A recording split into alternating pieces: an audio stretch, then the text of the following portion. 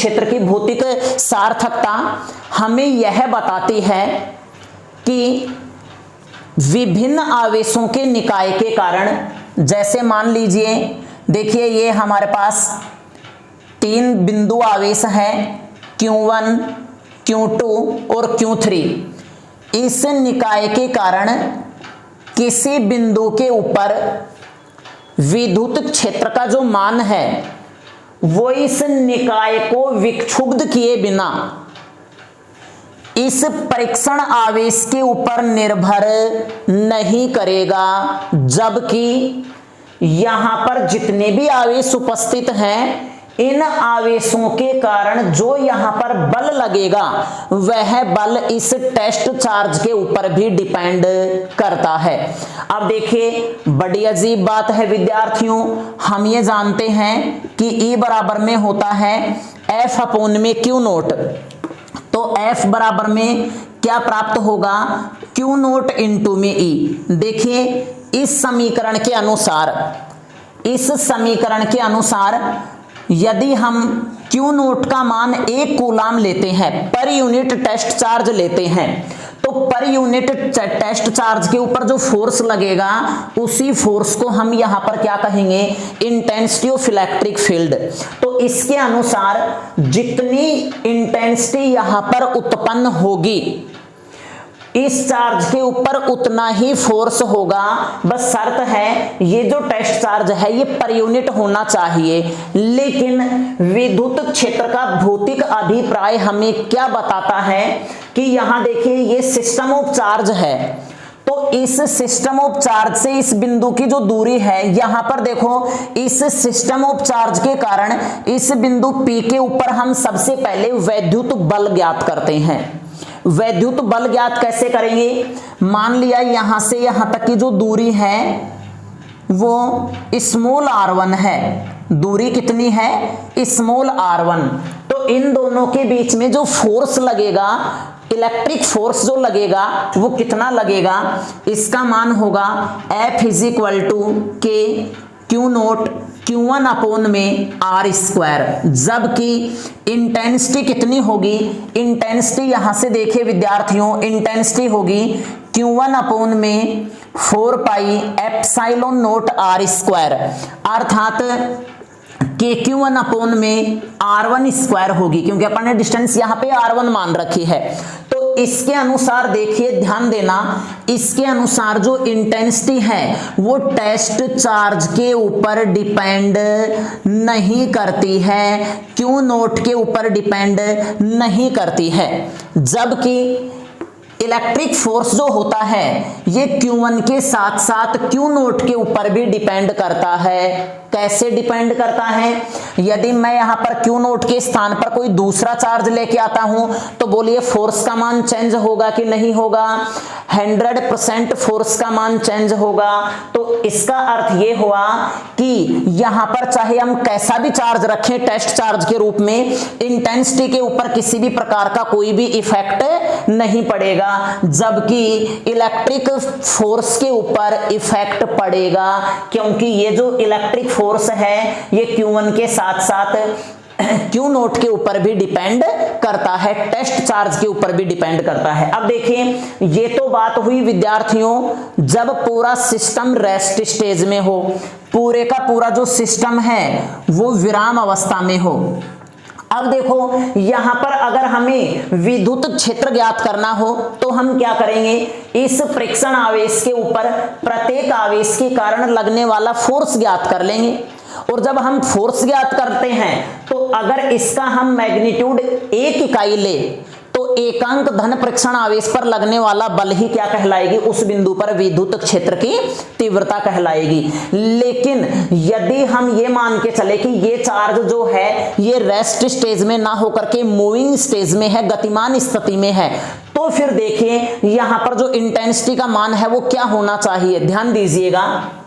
जैसे मान लीजिए ये हमारे पास Q1 चार्ज है, ये बिंदु P है, यहां से यहां तक की जो डिस्टेंस है हम R1 लेते हैं क्योंकि यहां पे R1 ले रखी है, इसकी डिस्टेंस R2 है और इसकी डिस्टेंस R3 है। अब देखिए विद्यार्थियों, इस बिंदु P के ऊपर जो यहां पर ये टेस्ट चार्ज रखा हुआ है, इस टेस्ट चार्ज के कारण यहां पर जो इंटेंसिटी आएगी इस बिंदु के ऊपर इस चार्ज के कारण वो कितनी आएगी, Q1/4 pi epsilon not R1 square.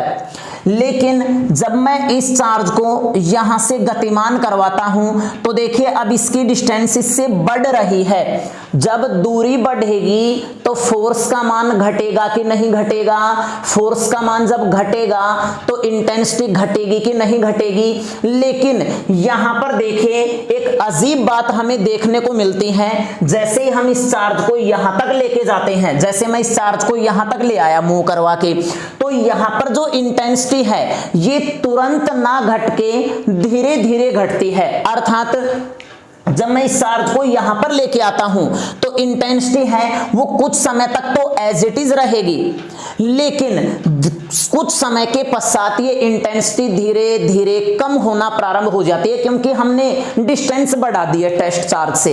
अब देखिए प्रश्न ये उठता है कि कितने समय के पश्चात इंटेंसिटी घटेगी, इलेक्ट्रिक फील्ड की, विद्युत क्षेत्र की तीव्रता कितने समय बाद में घटेगी।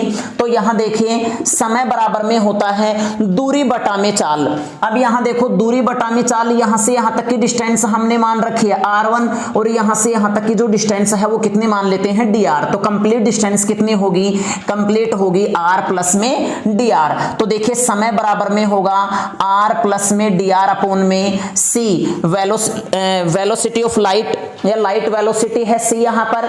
तो देखिए विद्यार्थियों इतने समय के पश्चात यहां पर जो है वो इंटेंसिटी घट जाएगी। अब प्रश्न ये उठता है कि इतने समय पश्चात ये इंटेंसिटी कैसे घटेगी, तो इसको समझने के लिए हम एक एग्जांपल लेते हैं। देखिए जैसे मान लीजिए ये हमारे पास यहां पर कोई पत्थर है, पत्थर का टुकड़ा है और यहां पर हमारे पास गेंद रखी हुई है।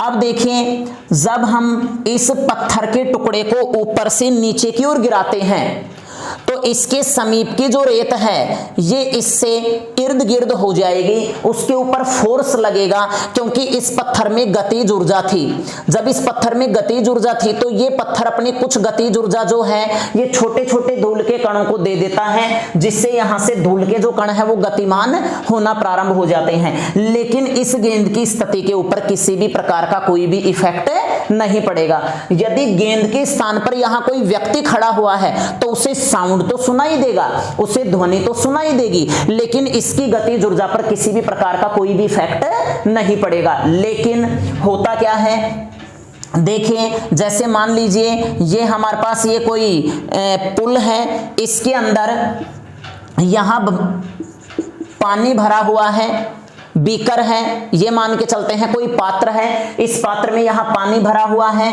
ये पानी प्रारंभ में शांत स्थिति में है। अब देखिए यहां पे मैंने डाल रखी है एक गेंद डाल रखी है, क्या डाल रखी है, गेंद। और जब मैं यहां पर एक पत्थर का टुकड़ा ऊपर से नीचे की ओर डालता हूं तो इस पत्थर में जो गतिज ऊर्जा थी ये गतिज ऊर्जा यह किसको प्रदान कर देगा, द्रव को। और जैसे ये द्रव को प्रदान करेगा तो यहां से तरंगे उत्पन्न होंगी और ये तरंगे जैसे इसको गतिज ऊर्जा देगी तो विद्यार्थियों ये गेंद जो है ये ऑस्किलेट करने लगेगी, दोलन करने लगेगी। अब देखिए ये जो गेंद यहां दोलन करती है ये पत्थर डालने के तुरंत समय पश्चात नहीं करेगी, ये कुछ समय के पश्चात करेगी। तो वेव्स को यहां से यहां तक पहुंचने में कितना समय लगेगा ये देखना है। तो समय बराबर में क्या होगा, दूरी बटा में चाल। अभी अभी मैंने आपको बताया था, यहां से देखिए समय बराबर में क्या होगा, दूरी बटा में चाल। तो मेरे कहने का अर्थ ये है कि जैसे ही हम इस चार्ज को यहां से यहां मूव करवाते हैं तो इस चार्ज से क्या उत्पन्न होंगी,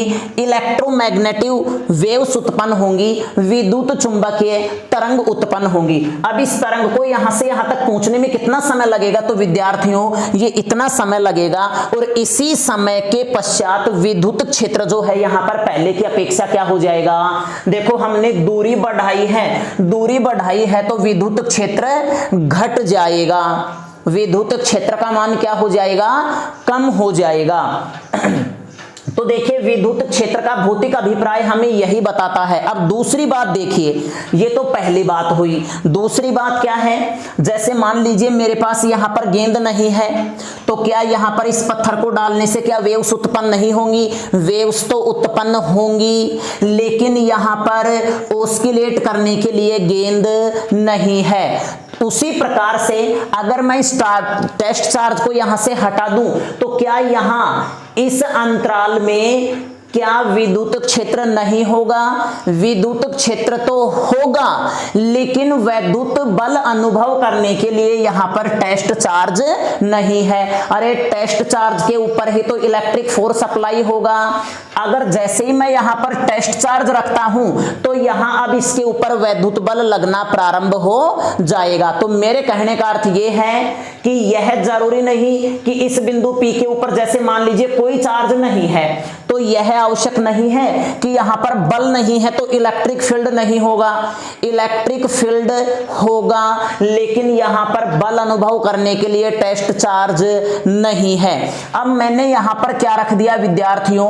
टेस्ट चार्ज मैंने यहां पे रख दिया। जैसे मैंने इसमें पत्थर नहीं डाला, जबकि मैंने इस यहां पर क्या रख दी? गेंद रख दी। ध्यान देना, मोस्ट इंपॉर्टेंट बात है जो मैक्सिमम किताबों में आपको नहीं मिलेंगी। अब देखिए यहां पर गेंद डाली हुई है विद्यार्थियों, और मैंने यहां पर मेरे पास कोई पत्थर नहीं है जो कि मैं इसमें डाल सकूं, जो इसके ऊपर फोर्स लगा सके।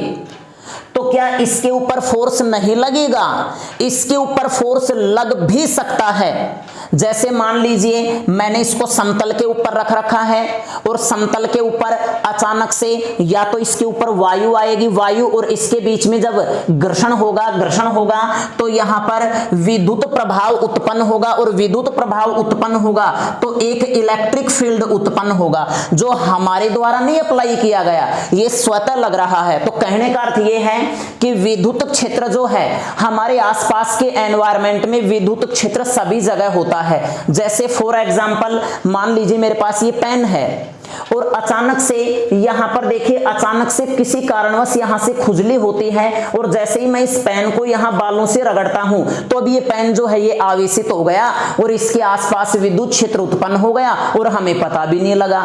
तो विद्युत क्षेत्र का एक ही कारण नहीं है, ये अनेक कारणों से, काफी कारणों से अनजाने में भी उत्पन्न हो सकता है। तो देखिए यहां पर विद्युत क्षेत्र का जो भौतिक अभिप्राय है, मैं यहां पर इसे लिख देता हूं, चूंकि इसका डेरिवेटिव फॉर्म नहीं है, तो ध्यान दीजिएगा।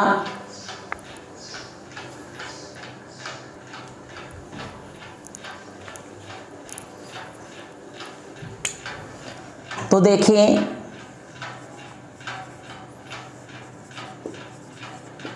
विभिन्न आवेशों के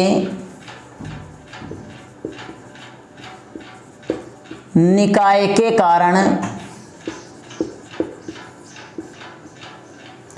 किसी बिंदु पर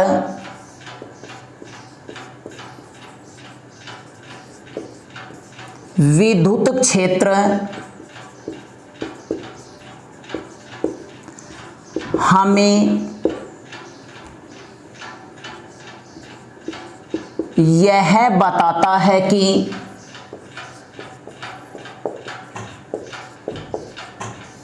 उस निकाय को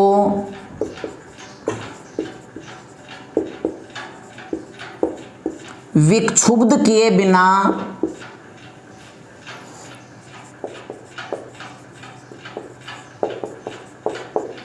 उस बिंदु पर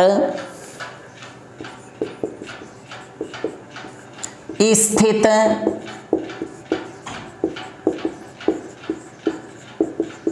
एकांक टेस्ट चार्ज या एकांक धन परीक्षण आवेश पर कितना बल लगेगा।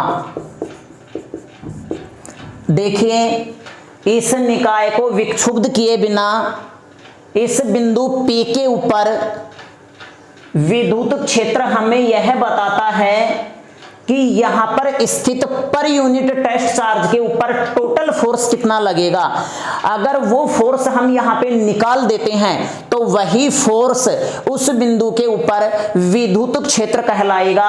बस शर्त है ये जो टेस्ट चार्ज है ये पर यूनिट टेस्ट चार्ज होना चाहिए। अब देखिए विद्यार्थियों, मोस्ट इंपॉर्टेंट बात,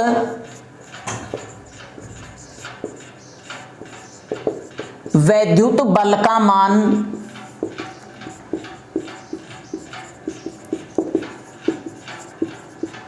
परीक्षण आवेश पर निर्भर करता है, जबकि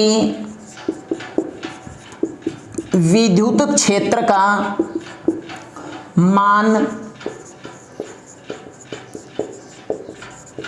परीक्षण आवेश या टेस्ट चार्ज पर निर्भर नहीं करता है। यह डिपेंड करेगा इस सिस्टम में उपस्थित आवेशों के परिमाण पर और उसके साथ साथ इस टेस्ट चार्ज से इन आवेशों के बीच की दूरी पर। यह केवल निकाय पर निर्भर करता है। लेकिन यदि देखें विद्यार्थियों, जैसे मान लीजिए ये चार्ज है, ये बिंदु P है, ये टेस्ट चार्ज रखा हुआ है, ये दूरी R1 है, यहां पर विद्युत क्षेत्र Q1 अपॉन में 4 pi epsilon not R1 square होगा। लेकिन जैसे मैं इसको यहां से गतिमान करवाता हूं तो अब क्या इसके ऊपर विद्युत क्षेत्र, देखिए जैसे ही मैं इसको यहां से यहां लेके आता हूं तो डिस्टेंस मैंने बढ़ा दी, तो इसके हिसाब से डिस्टेंस बढ़ाते ही विद्युत क्षेत्र घट जाना चाहिए। लेकिन यह विद्युत क्षेत्र तुरंत नहीं घटता है, ये कुछ समय तक तो एज इट इज बना रहेगा। कितने समय तक बना रहेगा, तो ये देखिए ये बना रहेगा t बराबर में, यहां से यहां तक की डिस्टेंस मैं मान लेता हूं dr, तो t बराबर में हो जाएगा टोटल डिस्टेंस अपॉन में वेलोसिटी ऑफ लाइट, यानी कि प्रकाश के वेग के अनुपात के, दूरी और प्रकाश के वेग के अनुपात के बराबर। समय का मान है, इतने समय के पश्चात यहां पर विद्युत क्षेत्र घट जाएगा। लेकिन ध्यान रहे, जैसे इस चार्ज को हम यहां से मूव करवाते हैं तो यहां से इलेक्ट्रोमैग्नेटिक वेव्स प्रोड्यूस करता है, विद्युत चुंबकीय तरंग उत्पन्न करता है, और जैसे ये तरंग इस टेस्ट चार्ज के पास पहुंचती है, इसे एनर्जी देती है, तो ये टेस्ट चार्ज क्या करने लगता है, दोलन करने लगता है, ऑस्किलेट करने लगता है। अब यह प्रक्रिया ठीक उसी प्रकार से है। मैं आपको एक एग्जांपल बताता हूं। जिस प्रकार से आपने देखा होगा जब आसमान से बिजली कड़कती है तो यह गर्जना के साथ उत्पन्न होती है। जैसे ही बिजली उत्पन्न होती है तो हमें लाइट यहां पर पहले दिखाई पड़ती है और उसकी जो साउंड है वो बाद में सुनाई पड़ती है। जबकि विद्यार्थियों वास्तव में क्या होता है, लाइट और साउंड दोनों एक ही क्षण एक ही समय उत्पन्न होते हैं, जबकि हमारे पास लाइट पहले पहुंच पाती है। इसका मुख्य कारण यह है कि प्रकाश का जो वेग है वो ध्वनि के वेग से, लाइट का जो वेलोसिटी है वो साउंड के वेलोसिटी से अधिक होता है। इसलिए लाइट हमारे पास पहले पहुंचती है और उसकी जो गर्जना है, उसकी जो गड़गड़ाहट है, साउंड है, वो कुछ समय के पश्चात सुनाई पड़ता है। तो देखिए यही है विद्युत क्षेत्र का भौतिक अभिप्राय। मैंने आपको बता दिया है विद्यार्थियों, इसमें इसका डेरिवेटिव फॉर्म तो नहीं है, इसका केवल ये जो थ्योरेटिकल पार्ट है इसका यही है। तो इसका एज इट इज स्क्रीनशॉट लेके इसे उतारिए।